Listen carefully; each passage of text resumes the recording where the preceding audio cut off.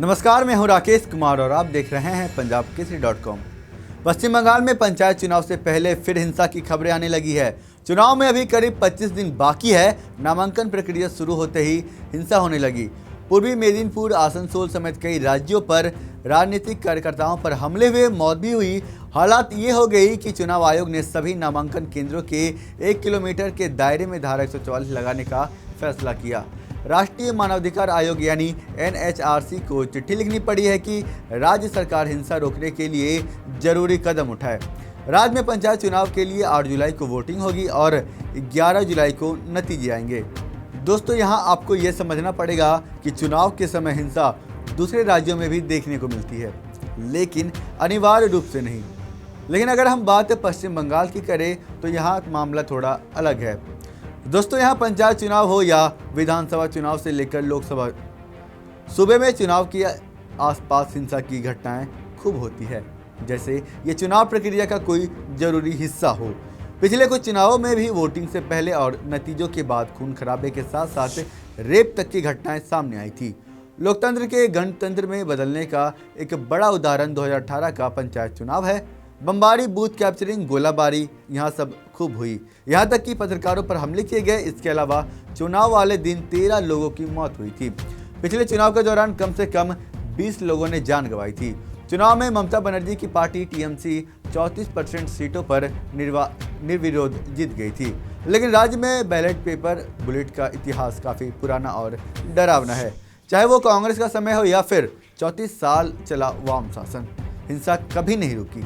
दोस्तों, यहाँ हम थोड़ी हिंसा का इतिहास समझने की कोशिश करते हैं। बंगाल में जब आप किसी भी राजनीतिक एक्सपर्ट से बात करेंगे तो वो एक लाइन जरूर बताएंगे, और वो लाइन ये है कि बंगाल में राजनीतिक हिंसा यहाँ के इतिहास और संस्कृति का हिस्सा है, यानी अंग रहा है। दोस्तों, आपको बता दूं कि यह वही बंगाल है जिसे शाहजहां के बेटे और 17वीं शताब्दी में बंगाल के गवर्नर रहे मिर्जा शाह सूजा के शांति प्रिय बताया था। शांति प्रिय बताने के एक सदी के भीतर 1970 में बंगाल में अकाल पड़ा, मौतें हुई और खूब हिंसा भी हुई। एक सदी बाद 1870 और 1880 के बीच कुछ ऐसा हुआ कि अकाल, मौतें, हिंसा।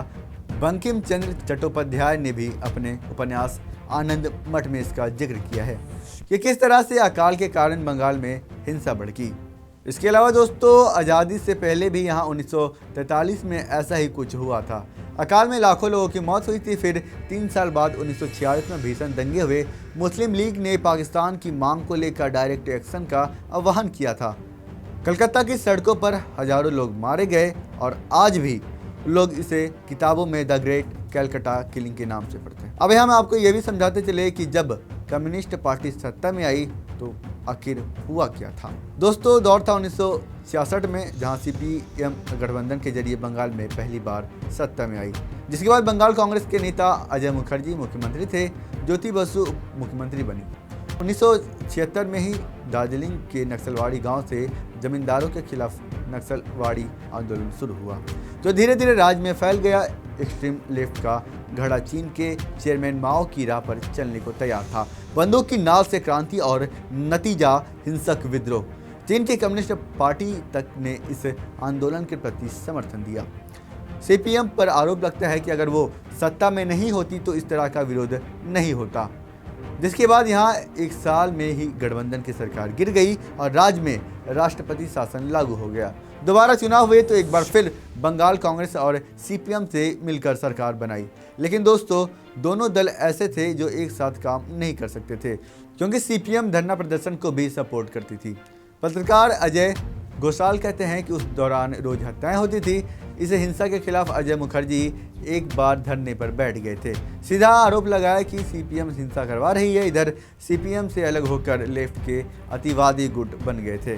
उनका मानना था कि CPM सत्ता में बैठकर लोगों के हितों के साथ समझौता कर रही है, इसलिए CPM के काडर पर भी हमले होने लगे।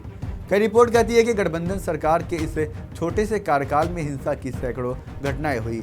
1970 में दोबारा राष्ट्रपति शासन लागू किया गया। कहते हैं कि उथल पुथल के बीच कांग्रेस राज्य में दोबारा सत्ता में आना चाहती थी। इसके अलावा दोस्तों, जिस ममता सरकार पर आज हिंसा के लिए जिम्मेदारी ठहराई जाती है, वो ममता बनर्जी खुद राजनीतिक हिंसा की शिकार रह चुकी है। जी हाँ दोस्तों, तब ममता कांग्रेस में थी। 1989 का लोकसभा चुनाव सीपीएम की मालिनी भट्टाचार्य से वो हार चुकी थी, लेकिन राज्य में सीपीएम सरकार के विरोध में आवाज़ उठाती रही। 16 अगस्त 1990 को कांग्रेस ने सरकारी बसों के बढ़ाए गए किराए के खिलाफ हड़ताल बुलाई था। ममता बनर्जी जब पार्टी कार्यकर्ताओं के साथ कलकत्ता के हजारा इलाके में पहुंची तो सीपीएम के लोगों ने उन्हें घेर लिया और हमला शुरू कर दिया। ममता बनर्जी अपनी आत्मकथा माई अनफॉरगेटेबल मेमोरीज में लिखती है कि ममता कई दिनों तक अस्पताल में भर्ती रही थी। कई साल बाद 2011 में लालू आलम ने ममता बनर्जी से माफ़ी मांगी। उसने कहा था कि सीपीएम ने ज़बरदस्ती उससे हमला करवाया था। 2019 में भी इसे केस में उन्हें बरी कर दिया गया।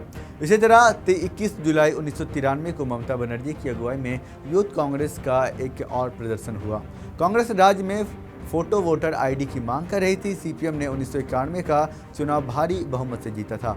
कांग्रेस ने इसे जीत को फ्रॉड बताया और वोटर आईडी में फोटो की मांग करने लगी। कोलकाता की मशहूर राइटर बिल्डिंग के सामने प्रदर्शन हुआ। बिल्डिंग में भीड़ पर फायरिंग कर दी। 13 कांग्रेस कार्यकर्ताओं की वहां पर मौत हो गई थी। इस घटना के बाद ममता बनर्जी को खूब सहानुभूति मिली। कांग्रेस के भीतर रहते हुए भी वो एक अलग पहचान उन्हें मिलने लगी।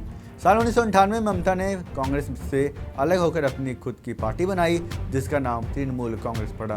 तो दोस्तों, हमारे से पूरी रिपोर्ट को लेकर आपका क्या कहना है, हमें कमेंट्स में लिखकर ज़रूर बताएं। और हाँ, इस वीडियो को आप ज़्यादा से ज़्यादा लोगों तक शेयर करें। और फिलहाल के लिए मुझे दीजिए इजाज़त। देखते रहिए पंजाब केसरी। धन्यवाद।